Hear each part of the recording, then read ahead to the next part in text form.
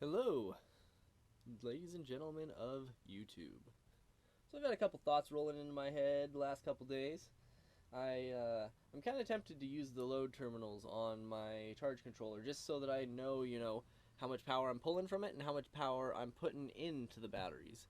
I connected just temporarily a 12-volt plug just so I could plug in my laptop and see what kind of power it's pulling, because it's probably the thing that I have on the most while I am, boondocking. I'll run a light or two, but I don't use much power, and so I'm kind of tempted to use the load terminals. Obviously, I'd have to figure out where the generator is plugged in at so that the starting current would come straight from the battery for that, and I'm not running any kind of a big inverter, so I have no worries about that. But it says it can have up to a 30 amp load on those load terminals, so I figure that should be fine. Another thought that I've had is my batteries aren't fully charged. They were discharging for a few days, and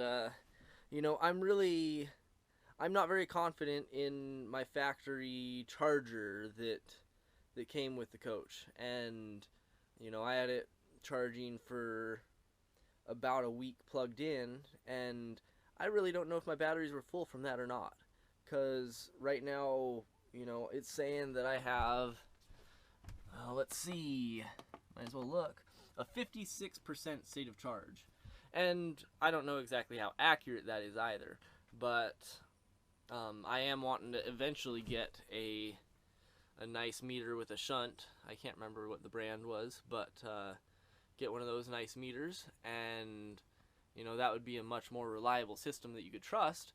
But I'm kind of tempted to take the output from the factory charge controller, not the solar charge controller, but just the 110 charge controller, that's the DC converter, I guess, and put it through where the solar panels are going in.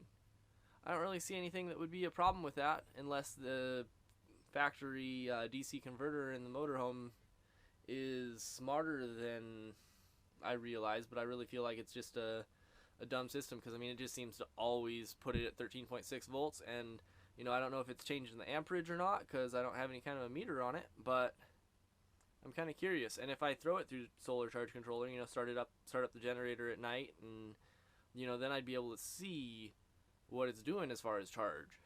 And heck, I could do it with the connection coming off the alternator for the engine battery too. Just kind of thoughts going through my head. Anybody see any problems with that? I don't really know if I'm actually going to do it, but just kind of been thinking about it. Since my batteries, I don't know. Most people would just say to unplug the factory DC converter. Well, not really. It's just like the factory charger. But yeah, maybe I'd do that instead.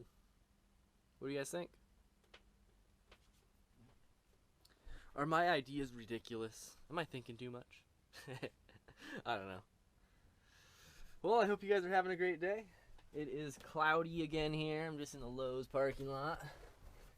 Cloudy day. Occasionally we get the occasional cloud that blows over and I get direct sun hitting the panels for a minute, but getting kind of a cloudy day, so not getting very many amps, and let's see, yeah, 5 amps right now going into the battery. Yeah, not the greatest charge, but eventually I'll get my batteries all full for reals, and we'll see what the system can actually do. Okay, well, I'll talk to you guys later. Bye.